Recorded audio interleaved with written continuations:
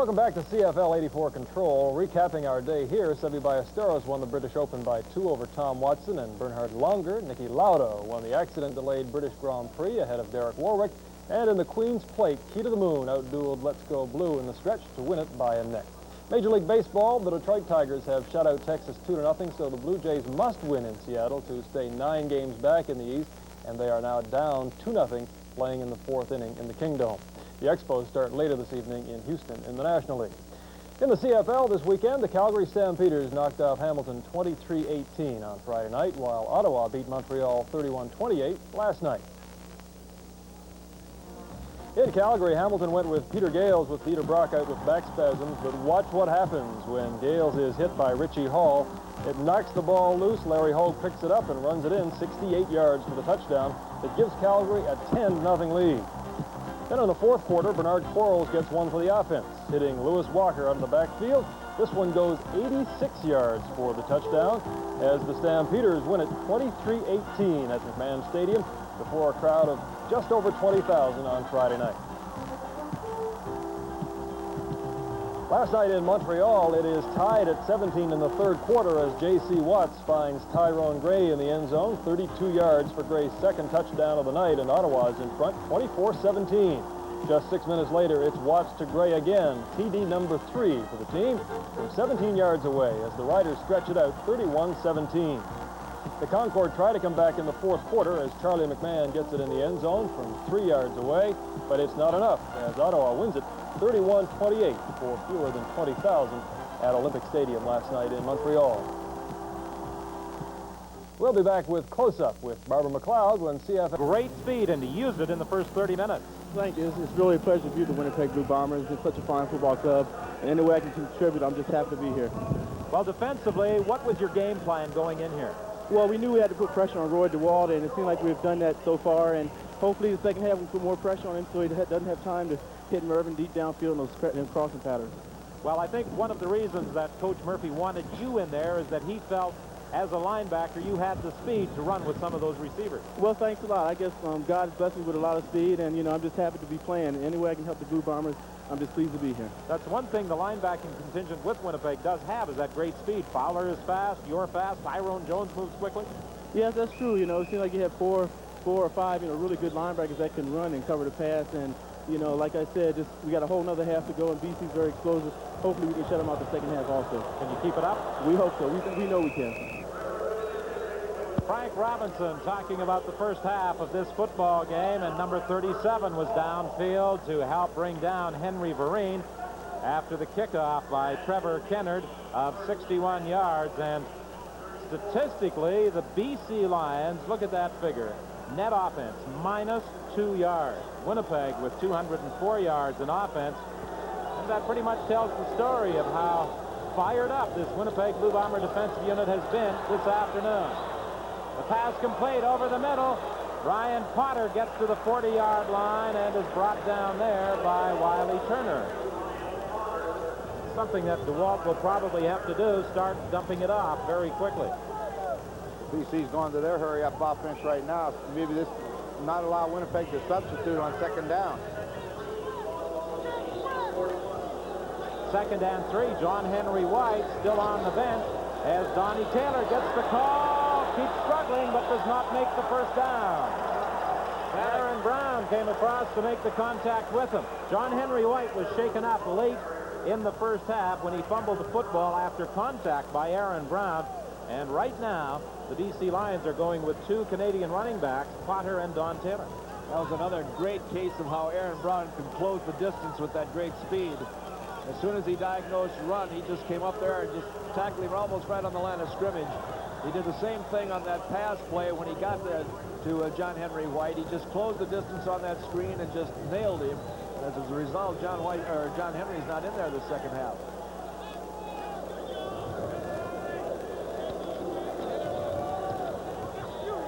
Third down kick hangs up in that breeze. Scott Flagel takes it at the 35-yard line, and Flagel, the short man on that punt return unit, got it back to the 44 where Jay Muguiz made the stop. A Lou Pasaglia punt that traveled 32 yards. Scott Flagel ran it back 9. Brown, an early determination in this third quarter by either team for supremacy is going to mean an awful lot. Now, if the Winnipeg Blue Bombers should come out and take that ball marching downfield, that could really take the starch out of the BC Lions. Well, it sure does. That's why the early part of the third quarter is just like starting a new game. Sean Kehoe picked up maybe a yard, stopped by Bernie Gleer. First time anybody but Willard Reeves has carried the ball on a running play for Winnipeg. They credit Kehoe with a pickup of 2. It will be 2nd and 8.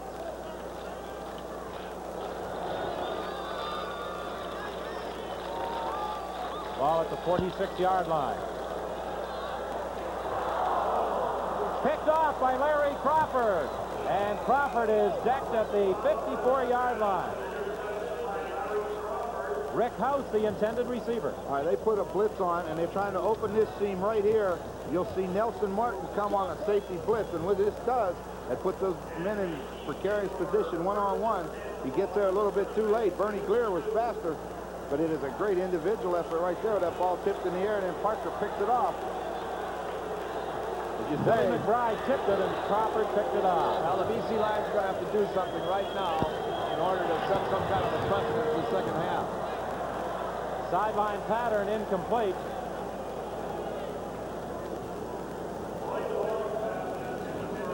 Henry Vereen, the intended receiver, covered by Ken Haley. You know, the Winnipeg defense, when you hold a team to -2 yards for 30 minutes, you can't play any better. But the thing with BC is Winnipeg's going to have to come out and do the same thing again, or those Lions will explode on them. I mean, they got to start this quarter out and dominate, as Leo said. They've got to dominate from the start. 2nd and 10 from the 52. DeWalt's in trouble. Frank Robinson was there again. In the first half, Tyrone Jones had a 13-yard sack. Jones again for 18, and Robinson for a 6-yard loss. Robinson for a loss of 26 this time. With help from Tyrone Jones, it's a 9-yard loss. And when you talk about Tyrone Jones and Robinson having all that speed along with Del Fowler at the linebacker, that number 55, Tony Norman, coming in there, has got a little speed too. And he's tall. He's got great speed, great range. 14-0, Winnipeg leading with 11:58 left in this third quarter. Good kick by Pasaglia. It bounces to Ken Haley back at the 9-yard line. Haley still on his feet down the sidelines. They rule, however, that he stepped out at the 36. So the Blue Bombers have a 28-yard return by Ken Haley after a kick of 53. We'll be back after this. East versus West in the CFL next week with 4 interconference matchups, including the surprising Montreal Concords and the BC Lions from BC Place here on the full CBC network following the Olympic opening ceremony. The Blue Bombers are 1st and 10 from their own 36. Sideline for Boyd, trying to get some blocking help. It doesn't develop. The BC Lions with James Parker and Billy McBride made sure of that. I was watching during the timeout right there. Chris Walby, they were playing some jazzy music in the background. He was out there dancing to it. He's about 6'20". He looks like a water buffalo at a church picnic. Not as nifty as the bird they call the elephant. He's got a lot of courage making those comments about a guy the size of Chris Walby. Rick House, no catch. Larry Crawford was helping the official make the call there just in case he missed it. Well, the referee was right on top of it, but Crawford cut in front for that interception, and the ball was low, so if he does catch it, he's going to get up and run. Crawford's going to help him. The Iowa State product, one of the outstanding defensive backs in the Canadian Football League. Good coverage here on Rick House. What do you think, Leo? I think it hit the ground. Yeah, I think Rick House does too, or there would have been a lot more of an argument there.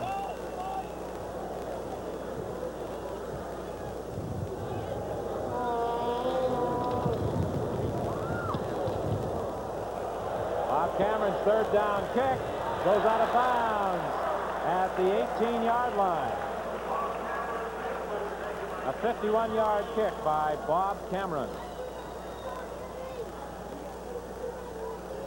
10:33, the time remaining here in the third quarter.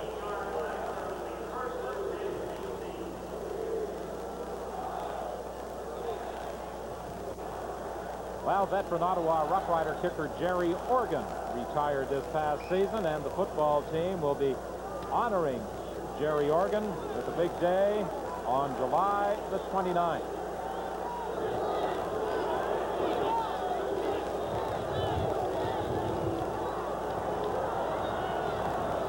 Complete over the middle. Don Taylor fighting his way out to the 25-yard line. Stopped there by Frank Robinson.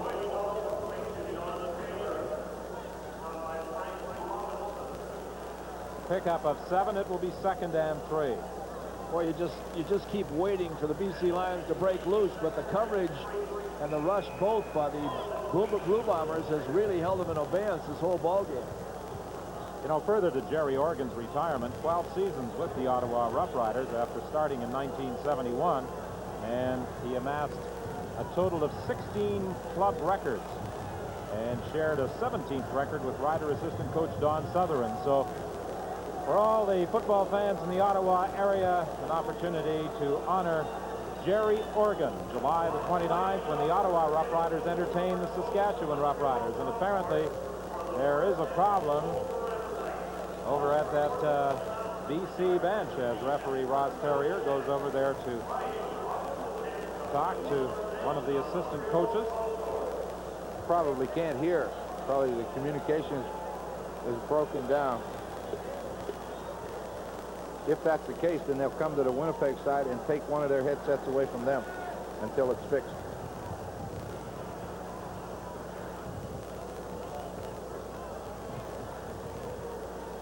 Cal Murphy, who is in communication with the press box and the spotters upstairs, talking to Tom Clements as Ross Perrier explains the situation to one of the sideline officials. And now to Winnipeg coach Cal Murphy.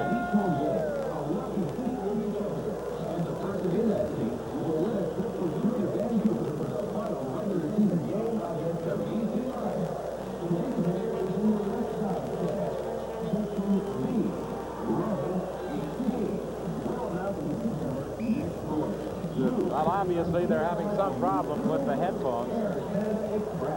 Frank Robinson has come out. Stan McCullough has gone in.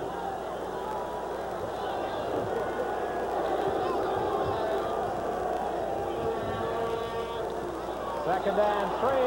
DeWalt throwing to Fernandez. He breaks the first tackle and gets the first down.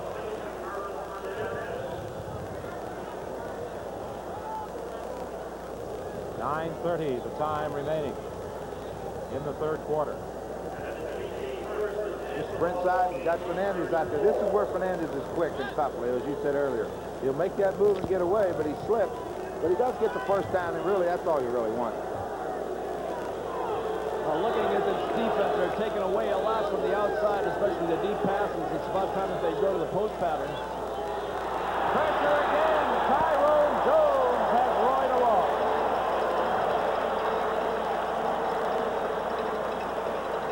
He is through so unbelievably quick. Oh, he just jumps right inside, that's all, and then he comes over and gets hold of DeWalt. He's awful strong. Signed him as the result of a free agent camp last year. What a find he has been for Winnipeg. That's why they have him. If you can get one, and they got a good one. That'll pay for all that gas. Second and 17. Pressure again. Robinson.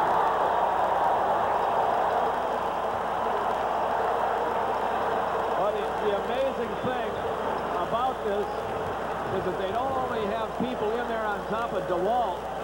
The hole opens right in the middle. Again, a straight shot, but the best job is done here. They don't allow that quarterback to step out. He cannot escape. Right up the middle, Robinson comes, and nowhere for that quarterback to go. Yeah, but Ron, apart from that, I was looking downfield when they were putting all that pressure on him, and every receiver was covered. Team defense, Leo. That's why they call it a team, right?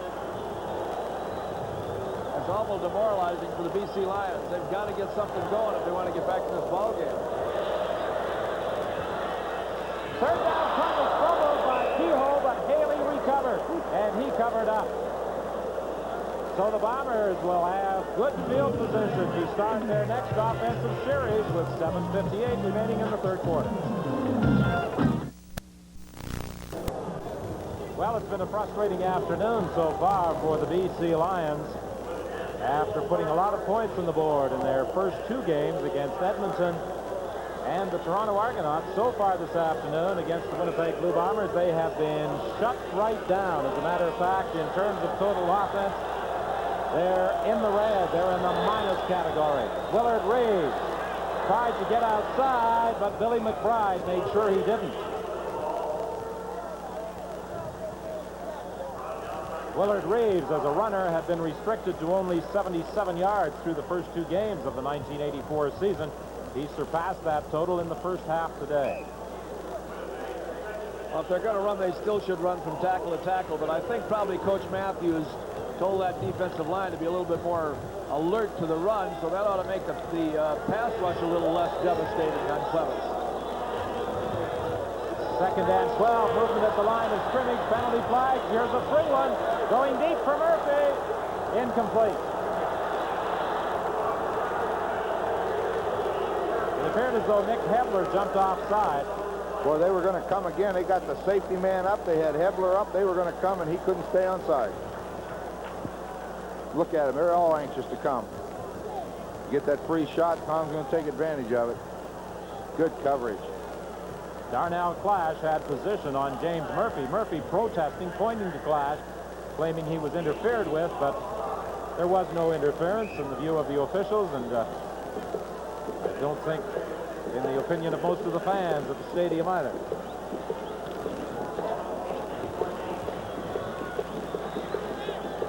It's now second and 7. 5-yard penalty assessed against BC after Willard Reeves lost 5. It's Willard Reeves again. Willard Reeves lost 2, I should say, and now Willard Reeves picks up about 5, but Winnipeg will be short of a first down. Well, over at the BC bench, apparently Roy DeWalt had an injury to his left hand, and they have had to do some repair work. You see some tape on the fingers of his left hand as number 9 walks back and forth on the sideline. Bob Cameron punting on third down. Winnipeg does have a fake punt. Here it is. Willard Reeves.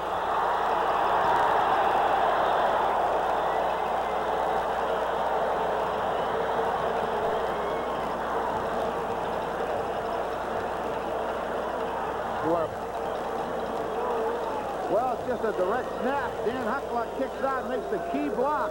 Boy, put somebody right in his back, and Reeves stumbled through there and got the first down. If Reeves don't stumble, he may go for about 20 on that one, too. Boy, that's a good block that Huckluck threw. Murphy is pulling all the stops. First and 10, Winnipeg from the 38.5 of the BC Lions. Sideline, Joe Poplawski, first down.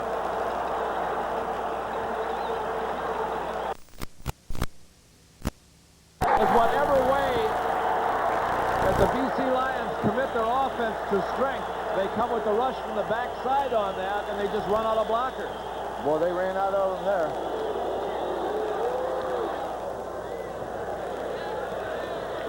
Fumbled again by Sean Keogh. I think the BC Lions have recovered. They have.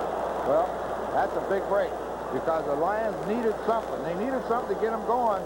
You never know when it's going to come. 36-yard kick by Lou Pasaglia. The second straight fumble by Sean Keogh. This time, Ken Haley could not cover up.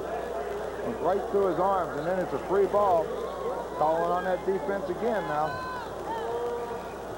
It looked as though Ryan Potter was the man who came up with that football, but the BC offense will stay in there.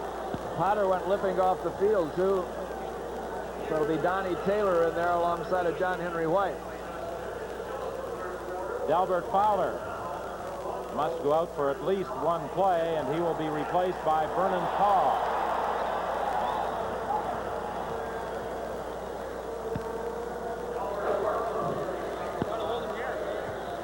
the Winnipeg team have been almost fault-free this whole ball game.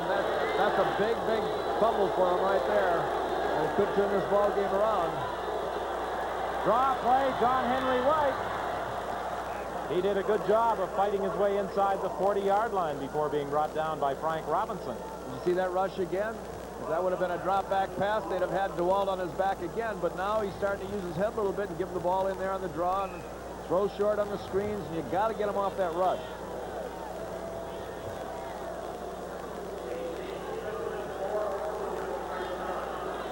Last time they threw on 2nd and short. Let's see what happens. 2nd and 3.5 for the BC Lions. Pass is incomplete. It was intended for John Pankratz.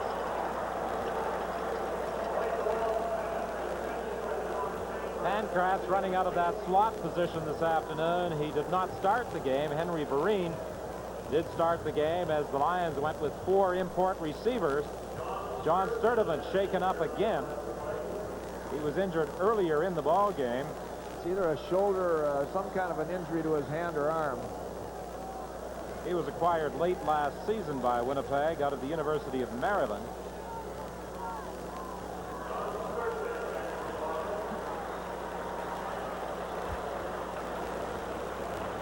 And Lou Pasaglia will be attempting a field goal. 1:03 is the time remaining here in the 3rd quarter. Winnipeg in front, 17-0. Going to take a heck of a kick.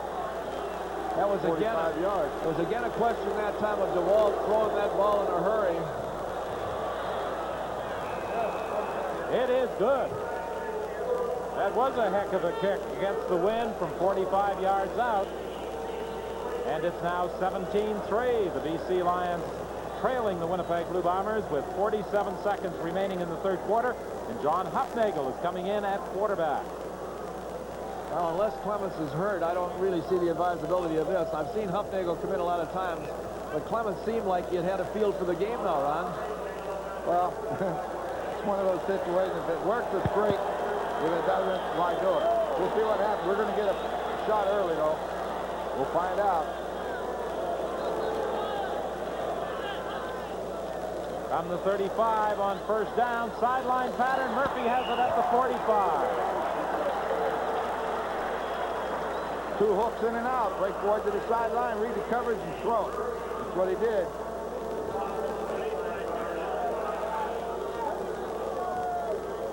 Cal Murphy making that quarterbacking change for no apparent reason. At least we haven't been informed of any problems for quarterback Tom Clements. On 2nd and short yardage, Hufnagel keeps, and he has the 1st down with the gun sounding to end the 3rd quarter. The Winnipeg Blue Bombers leading 17-3. We'll be back with the final quarter right after this.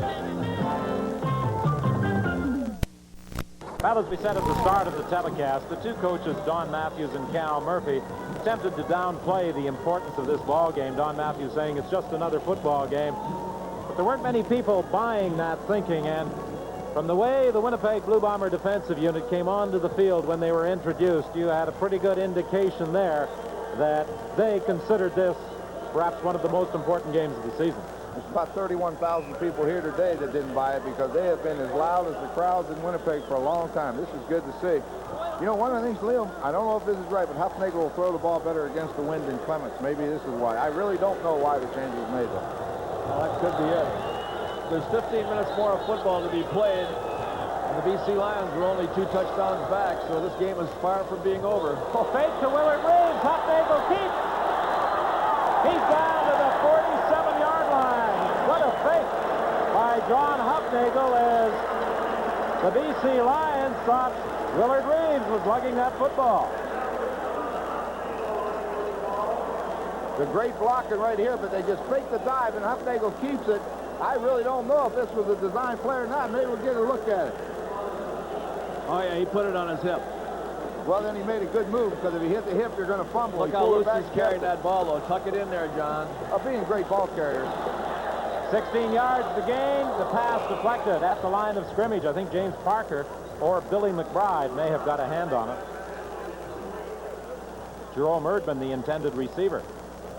That's the right spot to throw the football, though. No doubt about it. They blitzed the safety man, Billy McBride, coming from over there.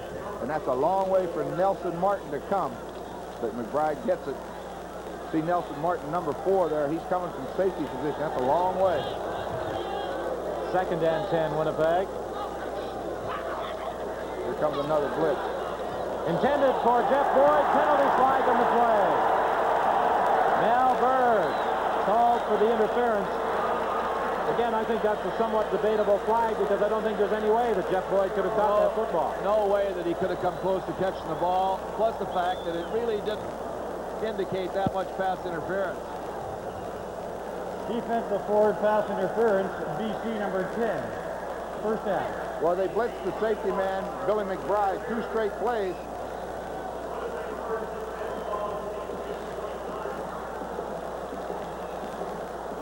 Winnipeg 1st and 10 at the BC 29, and we apologize for the problems we are having with the shadows cast onto the playing surface by the West Side Grandstand here at Winnipeg Stadium.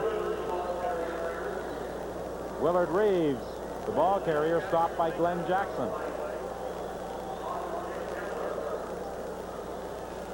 With this bright July sun beaming down on Winnipeg Stadium, you see the shadow cast onto the playing surface as we are now 10 past 6 in the evening here in Winnipeg by the West Side Grandstand. Well, Cal Murphy called this one. He sent Jerome Erdman in with the play and took out Rick House. Let's see just what they're going to do. Going to motion to try to get a read. Here comes the blitz.